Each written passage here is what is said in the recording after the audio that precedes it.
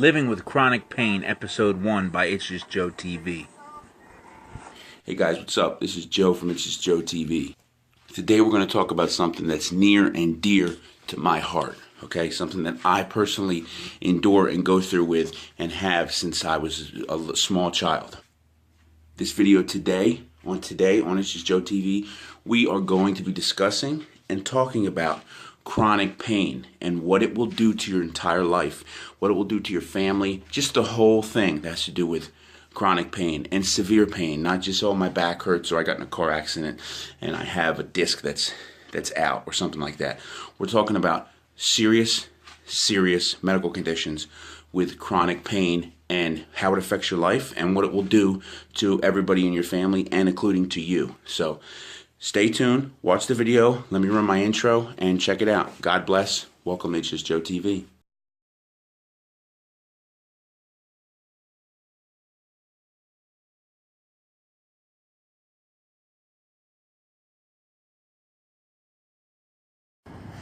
Well, I'm going to explain to you guys something about chronic pain. Hey guys, I was born with a condition, okay? And that condition is called torso collusion. It's where your joints.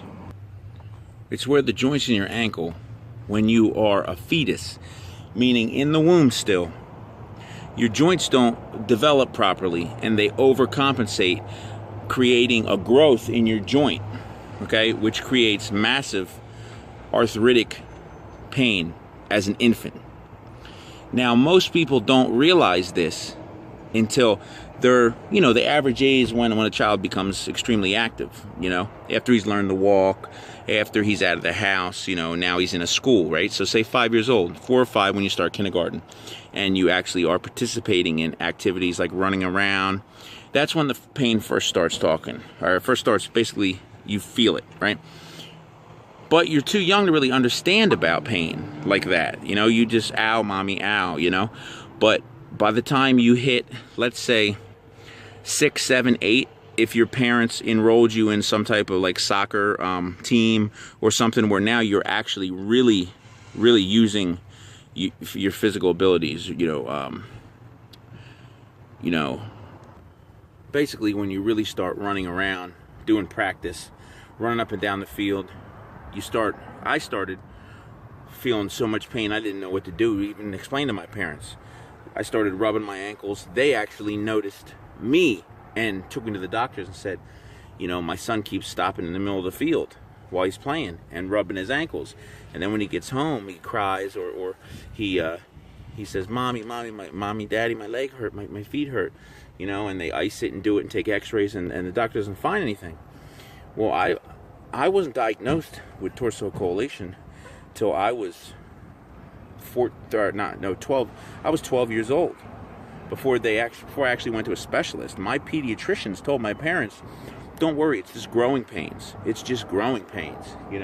It'll be fine. He'll grow into it." Which, because of what my pediatricians did and what they told my parents, I have this in my life now, and I suffer daily from this because you're supposed to get the corrective surgery before the age of 9 when your bones are soft and they're still developing. Well, I didn't get the surgery till I was 13 or 14. Hey guys, what's up? I'm back to tell you about living with chronic pain. Okay? This is something that most people just go, oh, he's just in a little bit of pain. It doesn't hurt that bad. Just suck it up. Be a man. You don't look like you're in that much pain. I saw you just the other day working, lifting up heavy things. If you're in so much pain, how can you do that? Here's the truth. Most of us, we do things that we are not capable of doing. We pick things up that we suffer for days after. We do a little bit of work, and then for the next 4 days, we're laying down in bed because we can't walk. To do a favor for a friend or pick something extra at work or do something that needs to be done. And it's hard, okay? I was 12 years old when I had my first surgery. And the doctor said, we're gonna We're going to make an incision. It's going to be a 14-hour surgery. We're going to remove a chunk of bone from your left ankle. And then we're going to go on the right side, remove some muscle, and we're going to loop it through the ankle joint so the bone doesn't grow back. And then you'll have mobility. You'll have mobility to go like this, because this is the mobility I didn't have. I could go like this, but not like this at all. So if you're walking on sand or rocks or anything, it doesn't move. The problem is my foot was partially fused. So to explain it to you very simply, if my foot was completely stiff and I couldn't move at all, there'd be no pain. But since my foot can move a little, and it's supposed to move this much, but since it's only moving just a little bit, it creates a large amount of inflammation. The bone swells, the joint swells. And to explain to you simply, people with back problems, people with knee problems, this is the scenario. When you're walking on your back, your back moves. When you're walking and you have knee pain, every time you take a step, you're putting pressure. So it's 1 step, pressure, 2 step, pressure, 3 steps. Every time you take a step, you're getting pressure on your knee. With your ankle, it's far worse. Your ankle, I'm placing my foot down, forward, and now I'm lifting up. So you're getting 3, boom, boom, boom, every time on each foot. So boom, boom, boom, 1 step, boom, boom, boom, 2 steps, boom, boom, boom, boom, boom, 3 steps. You understand? So it's very painful, and you're abusing it even more than, say, a knee, back, or an arm, or something like that. Plus, 100% of all your weight is on it. So now you have 100% of all your weight on this pain. Now the condition I have, torsal coalition, it's pretty rare. Most doctors you go to, most pain doctors, you say it, they don't know what it is. They know what you're talking about, because when you're talking about the navicular bone or certain other bones, they know, okay, that's the bone on top of the foot. Obviously, coallusion means some type of, growth or bondage in the joint. So they know what it is, but they don't know what the condition actually entails. So basically, they don't know anything. So I've been through so many doctors back in Jersey, okay? Back in Jersey, California, a couple other states, specialists. Nobody is familiar with it. You have to search and find a doctor familiar with my condition. Now, my condition, most people have it maybe in one ankle. I have it in both my ankles, which makes it even more rare than, the average case. I believe like 2% of the world has this. Now, that's still kind of a large number, because 2% of the world comes out to be like 2 million people or some big number like that. But when you think of the world as 6 to 7 billion people, it's a little different. But we're not here to talk about my personal condition. We're here to talk about living with chronic pain and what that does to you as the individual with the pain, what that does to your family who don't understand it, and maybe they see it, but they don't understand what you're going through. And we're going to talk about medications and narcotics and drugs and anti-inflammatory drugs, and we're going to talk about nerve drugs, and talk about a lot of different drugs and labels and stereotypes and statistics. And we're going to talk about things that, people will label you as. People will call you names. People will say all types of things to you. The world spins and people suffer. People are in pain. People get up in the morning and they can't go to the bathroom. I don't mean physically go to the bathroom. I mean physically walk to the bathroom. Okay? For example, me. Now, I'm going to tell you some pretty personal things in this video. So, things that I don't tell everybody. But I'm going to tell you guys on YouTube, because you watch my videos and this is an important subject to me. So me personally, when I wake up in the morning, when I lay on a bed, when I get off my feet, my bones because of what happened in the damage from the surgeries. My bones disalign. The bones in my ankles become disaligned, and they come apart. They're not fit together how they should be. So when I'm laying on a bed, it hurts a lot. So for a lot of my life, I never slept on a bed without jamming my foot either in between the bed and the wall, or in between the bed and the foot, not the headboard, the footboard of the bed. So I did that, and just to keep pressure on my leg. But as I got older, I couldn't do that.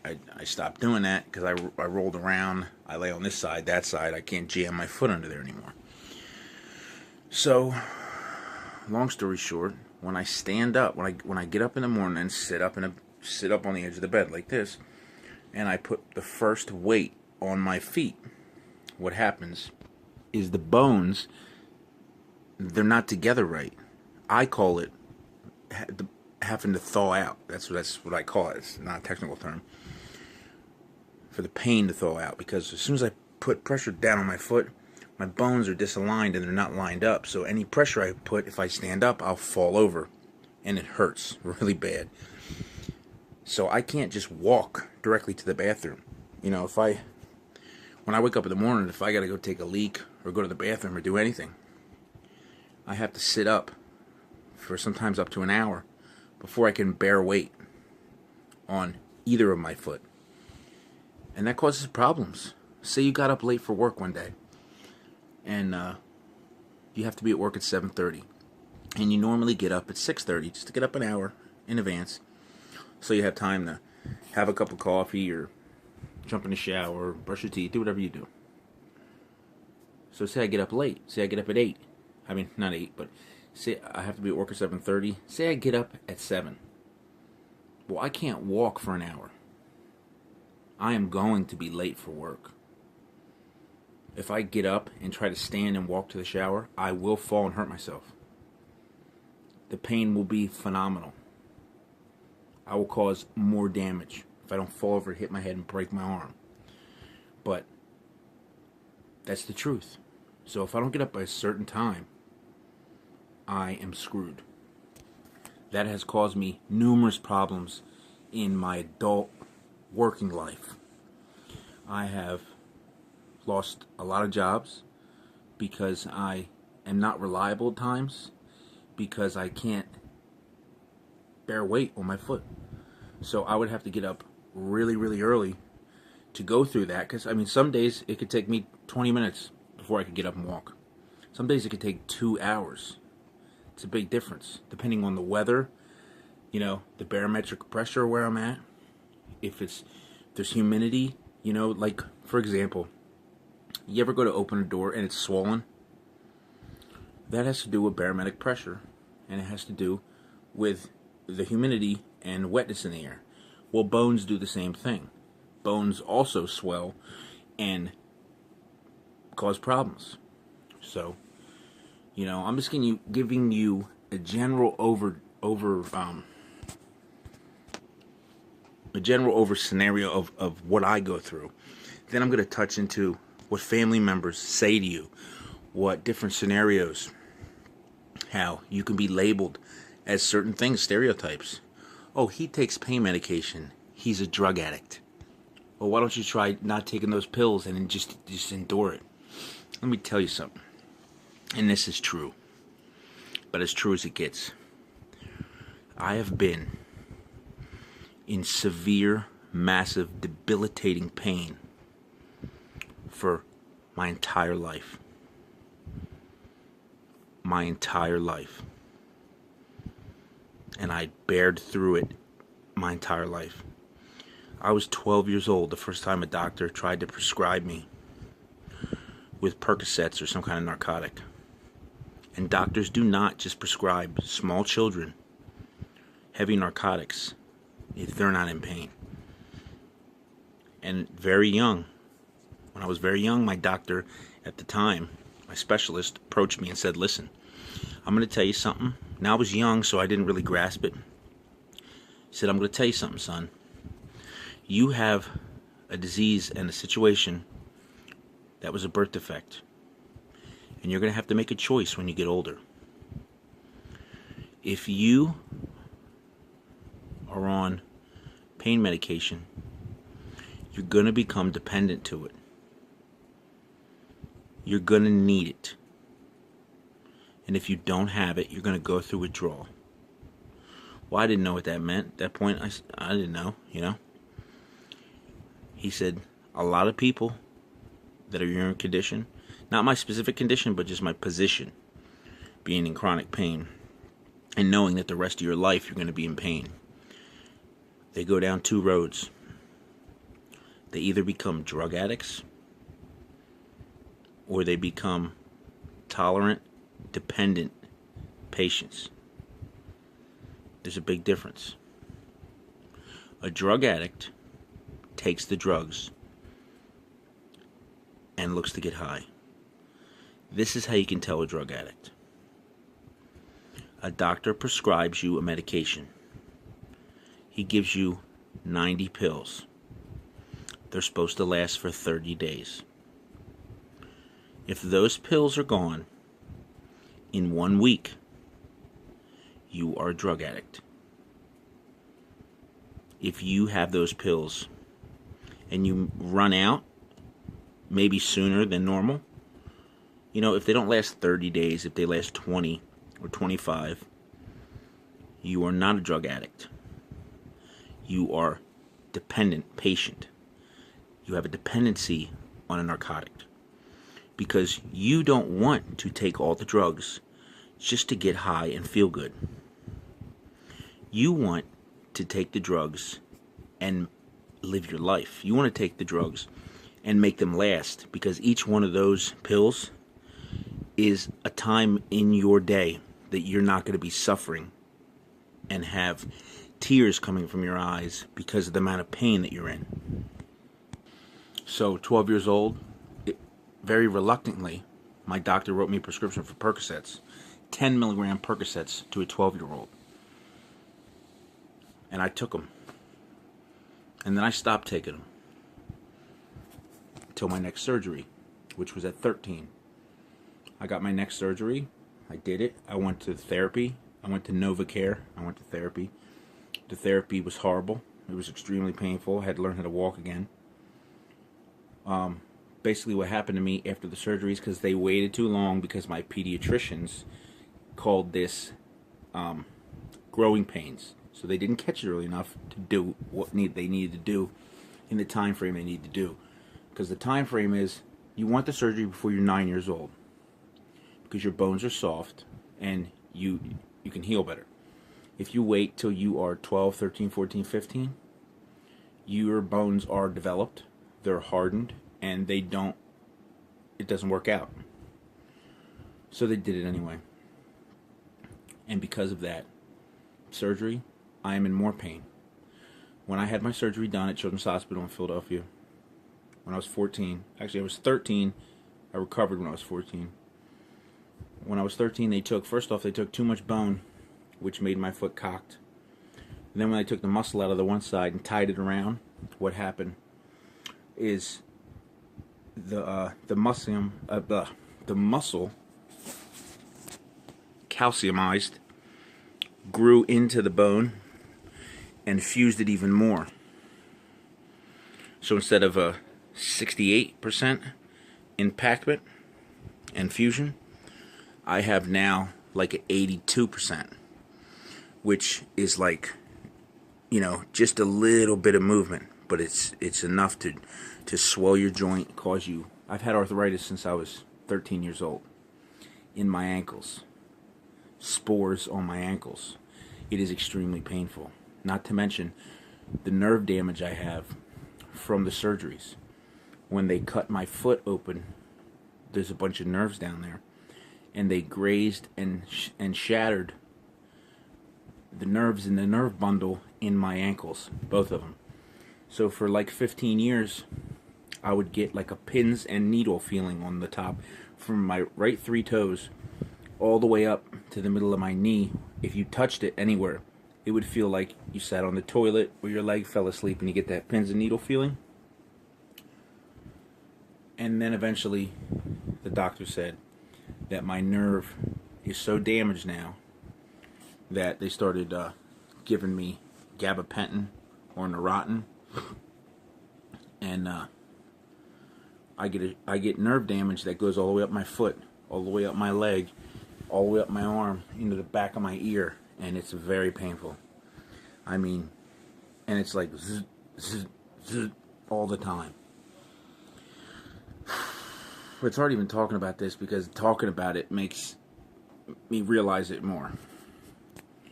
Now,